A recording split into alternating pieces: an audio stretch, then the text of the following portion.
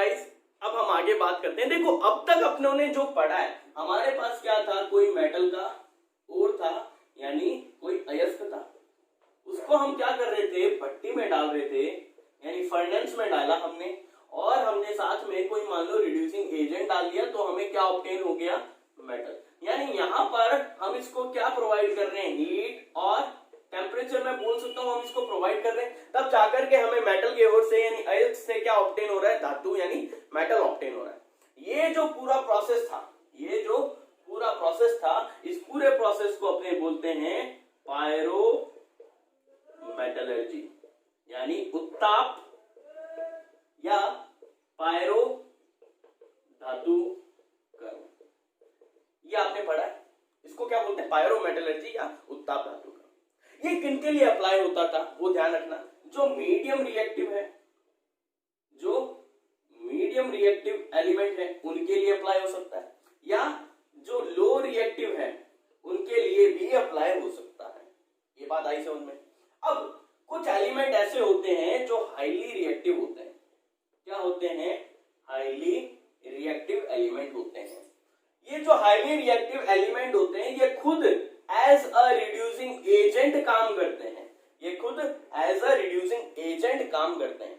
इसका मतलब आप थर्ड चैप्टर में एक चीज पढ़ोगे यहां पर, जिसको अपने बोलते हैं इलेक्ट्रोकेमिस्ट्री, जो थर्ड चैप्टर का नाम है, वहां पर एक चीज आएगी electrode potential. Electrode potential in elements का जो हाईली रिएक्टिव है, इनका इलेक्ट्रोड पोटेंशियल क्या होता है, नेगेटिव होता है। अगर मैं इसको स्ट्रॉन्ग रिड्यूसिंग एजेंट मान रहा हूं, यानी जो हाईली रिएक्टिव एलिमेंट होते हैं वो प्रबल अपचायक होते हैं। क्या होते हैं, प्रबल अपचायक होते हैं। दूसरी लैंग्वेज में क्या बोल सकता हूं, यानी इनका जो इलेक्ट्रोड पोटेंशियल है वो बहुत ज्यादा क्या होता है, नेगेटिव होता है, या मैं बोल सकता हूं सिंपली नेगेटिव होता है। अब इनसे मेरे को क्या करना है, इनका हाईली रिएक्टिव एलिमेंट कौन कौन है, ये हो गए कहनाकार, मंगलवार, इनके ओर से मेरे को क्या निकालना है, मेटल एक्सट्रैक्ट करना है, मेटल को बाहर निकालना है।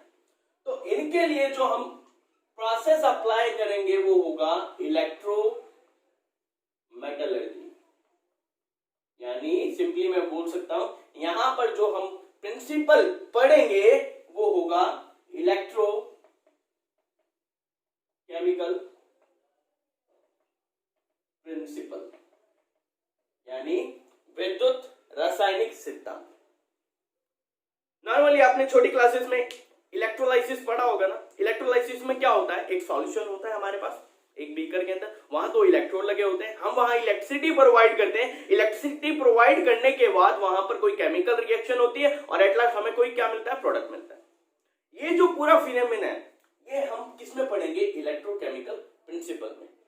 अब इस प्रिंसिपल में है क्या, इस सिद्धांत में है क्या, तो चीज समझना। इलेक्ट्रोलाइसिस अगर सबने पढ़ा है तो हमें पता है हम इलेक्ट्रिसिटी देते हैं, इलेक्ट्रिसिटी देने के बाद उस बीकर के अंदर कोई ना कोई रिएक्शन होती है। अब वो जो रिएक्शन होती है वो ध्यान रखना, वो कौन सी होगी, रेडॉक्स रिएक्शन होगी एक टाइप की। क्या होगी, रेडॉक्स रिएक्शन होगी। अब जब वो रिएक्शन कंप्लीट होती है तो एट लास्ट हमें क्या मिलता है, कोई ना कोई प्रोडक्ट यानी उत्पाद मिलता है। उसी टाइप से हमें क्या करना पड़ेगा, ये जितने भी मेटल के ओर्स होंगे, ये जितने भी मेटल के ओर्स होंगे, इनसे मेरे को क्या ऑब्टेन करना है, मेटल को ऑब्टेन करना है, एक्सट्रैक्ट करना है। तो वहां पर मैं क्या अप्लाई करूंगा, इलेक्ट्रोकेमिकल प्रिंसिपल, यानी उसका मैं क्या करूंगा, इलेक्ट्रोमेटलर्जी करूंगा। ये बात आपको ध्यान रखनी है। अब कोई सोचेगा सर एल्यूमिनियम तो हमने इसमें भी पढ़ा है। हाँ, मैं यहां बोलूंगा एल्यूमिनियम को पायरोमेटलर्जी से भी ऑब्टेन करते हैं और इलेक्ट्रोमेटलर्जी से भी ऑब्टेन करते हैं। इसी के साथ साथ आपको दो एलिमेंट और ध्यान रखने, जिनको हम इलेक्ट्रोमेटलर्जी से भी ऑब्टेन करते हैं लेकिन वो हाईली रिएक्टिव नहीं है, वो लीस्ट रिएक्टिव है, वो है कॉपर और चांदी। ये दो चीजें ध्यान रखना। इसकी मैं बात बताऊंगा जब हम इसका एक्सट्रैक्शन करेंगे। इसको इस मेथड से भी हम क्या करते हैं, ऑब्टेन करते हैं। अब देखो, अब हम बात करते हैं इलेक्ट्रोकेमिकल प्रिंसिपल की। देखो इलेक्ट्रोकेमिकल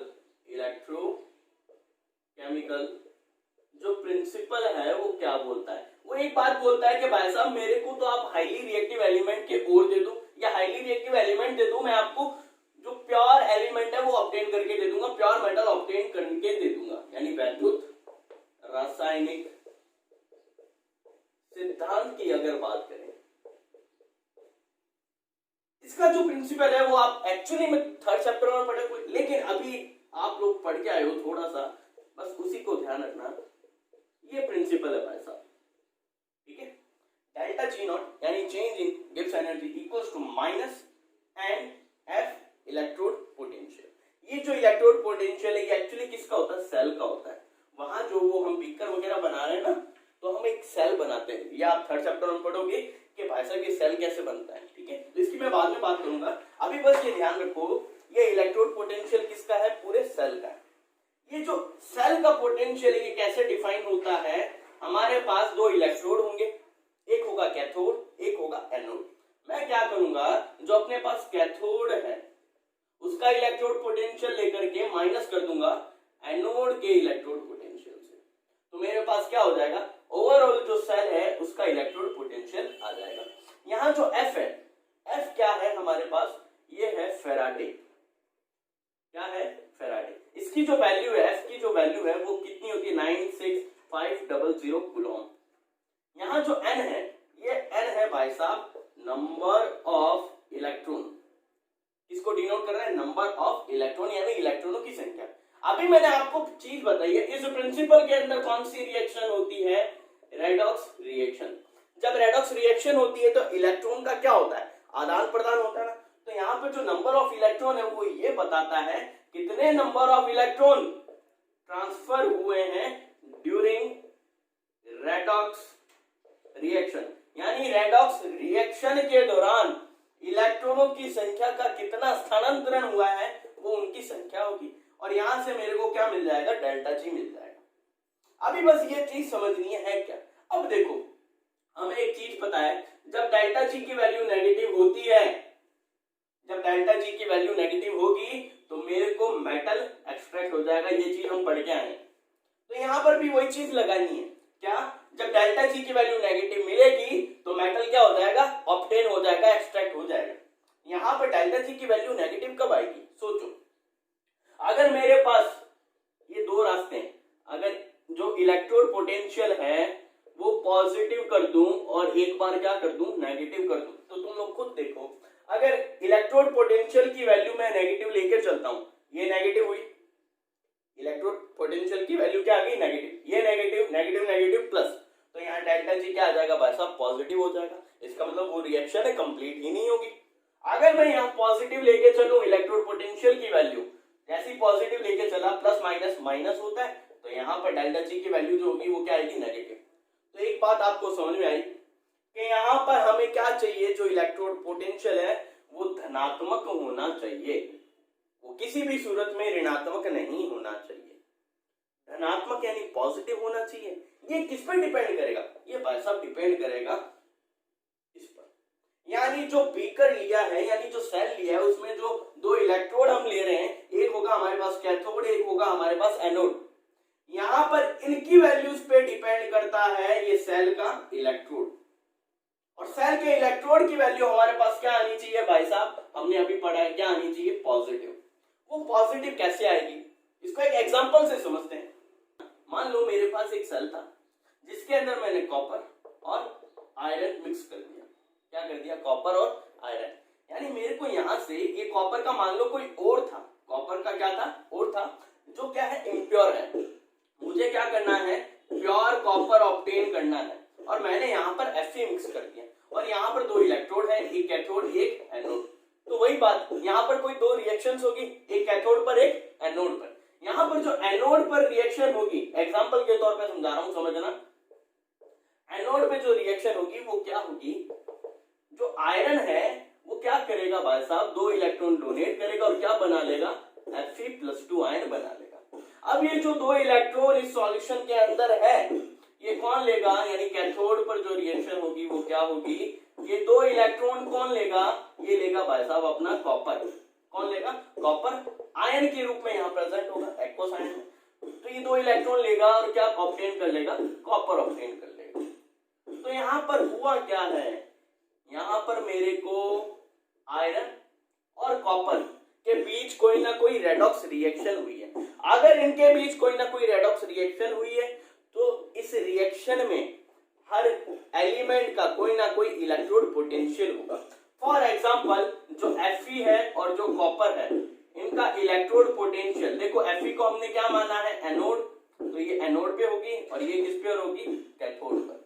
तो यहाँ पर इसका इलेक्ट्रोड पोटेंशियल जो होता है आपको इलेक्ट्रोकेमिकल सीरीज मिलेगी थर्ड चैप्टर में जो आपको स्क्रीन पे दिख रही है, उसके हिसाब से आप क्या लोगे, इनकी वैल्यूज लोगे, ठीक है।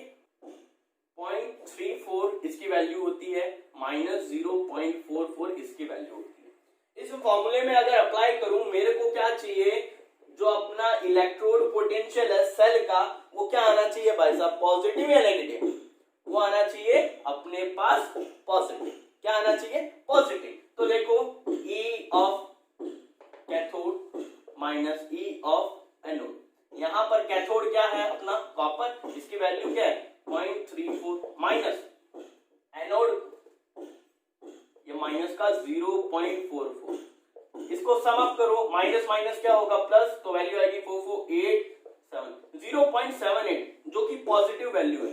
इसका मतलब यहां पर ये रिएक्शन कंप्लीट होगी आसानी से, क्यों, क्योंकि जो इलेक्ट्रोड पोटेंशियल ओवरऑल रिएक्शन का सेल का वो क्या आया है, पॉजिटिव आया है, तो यहां से कॉपर भी आसानी से क्या हो जाएगा, रिलीज हो जाएगा। ये देखो भाई साहब सिर्फ प्रिंसिपल था जो आपको ध्यान रखना है इलेक्ट्रोड।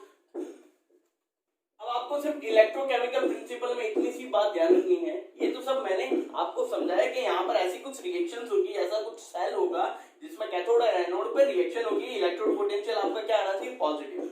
ये एक्चुअली आप ये जो मैंने जितना भी समझाया ये आप थर्ड चैप्टर में पढ़ोगे। अभी सिर्फ आपको इस चैप्टर में ये प्रिंसिपल ध्यान रखना है, क्या होता है -NFe। यहाँ पर n क्या है, नंबर ऑफ इलेक्ट्रॉन जो इस रेडॉक्स रिएक्शन में पास हुए या ट्रांसफर हुए। यहाँ देखो कितने इलेक्ट्रॉन हुए, 2 इलेक्ट्रॉन पास हुए, तो मैं क्या लिखूंगा यहाँ पर नॉर्मली -2।